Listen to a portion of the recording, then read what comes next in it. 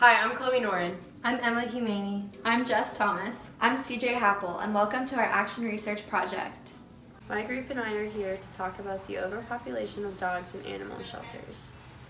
We have been doing this for our senior Action Research Project throughout the last quarter of high school. This project focuses on a topic that we believe is most commonly overlooked. Because we are all dog owners, we believe that this topic should be shared with our community. We set out to find out why there's such an overpopulation in animal shelters, what are the issues within them, and why people choose to adopt from either breeders or shelters. In order to receive valid information for our research, we decided to contact those who deal with this problem every day. By contacting people who work in the animal shelters, we were able to gather ethical information from a primary source. Our first contact was Levi Webster, the volunteer and event coordinator at the CHA Animal Shelter. He was able to give us specific information to his animal shelter. Additionally, we contacted Jana Cassidy, the executive director at the Humane Society of Delaware County, and Lawrence Sachs, the volunteer coordinator at the Franklin County Dog Shelter. Although these people gave us information about animal shelters, we decided to conduct a survey to identify what people believe in our community versus the truth. Many people believe not spaying or neutering pets is the main cause of overpopulation in shelters.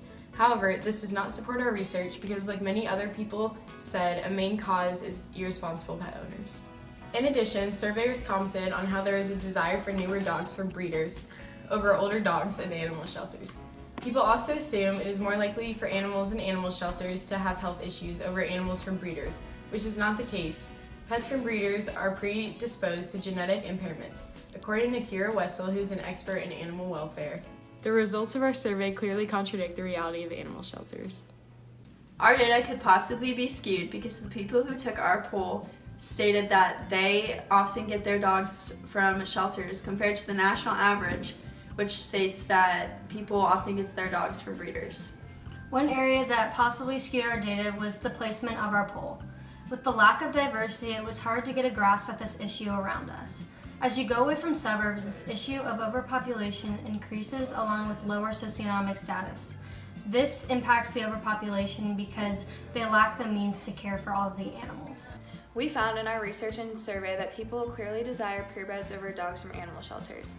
According to the International Society of Animal Rights, in the United States, purebreds are status symbols. Many owners of pedigrees possess a breed chauvinism, the belief that their breed is more worthy of love and respect than other dogs. Ironically, the scorned mixed breed dog is generally more physically and emotionally fit than the purebred.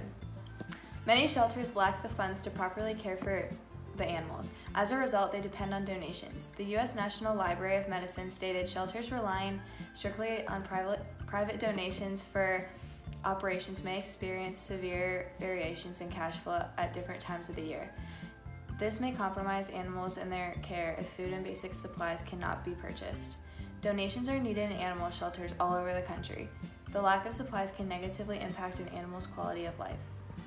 A big reason behind overpopulation is irresponsible pet owners. Sadly, animals are abused every day and are taken to shelters to receive better care.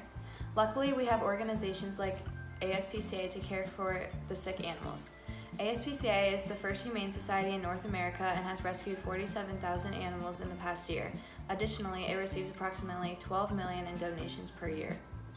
Although mixed-bred dogs may have better health than purebreds, there is still a large amount of sick dogs. The ASPCA stated animal shelters across the nation are forced to stretch their resources to the brink to accommodate an overwhelming population of homeless and at-risk animals.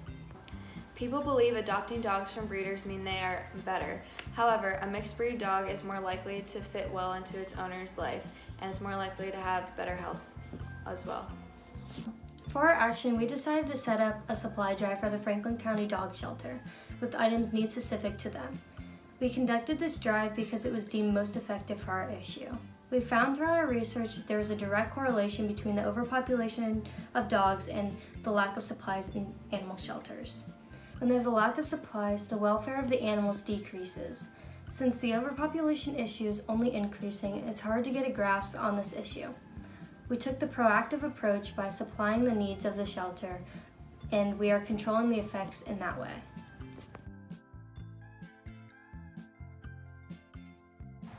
When we contacted the Franklin County Dog Shelter, the volunteer coordinator, Lauren Sachs, told us some things they need and don't need for the shelter.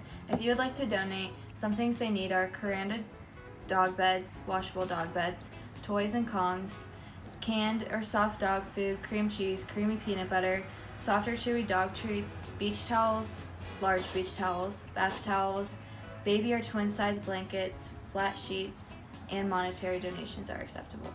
Things they do not need include newspaper, plastic dog bowls, collars, dog leashes, fitted bed sheets, hand towels, face cloths, rugs, bath mats, prong collars, choke chains, and retractable leashes. If you are interested in volunteering, you must fill out an application and sign up for an orientation date. When you go to orientation, you must bring your application, and once you finish the orientation, you must go and complete an in-shelter training session. To find out more, you can contact Lauren Sachs, the volunteer coordinator, or visit their website for more information. By doing this project, we were able to further our knowledge and inform the general public about the harsh reality of overpopulation. We hope with sharing the different views on this topic, we can start bringing awareness to this cause. Our research connects with my personal experience.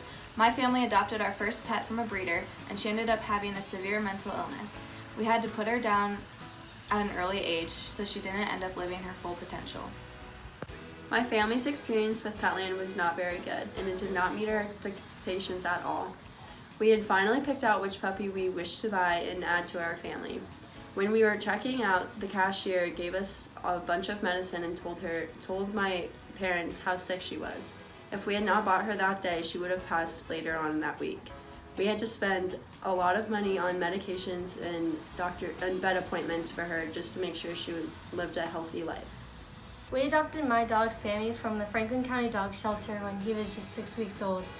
His litter came in and was abandoned by his former owner, and we adopted him, and he's lived a healthy life since then.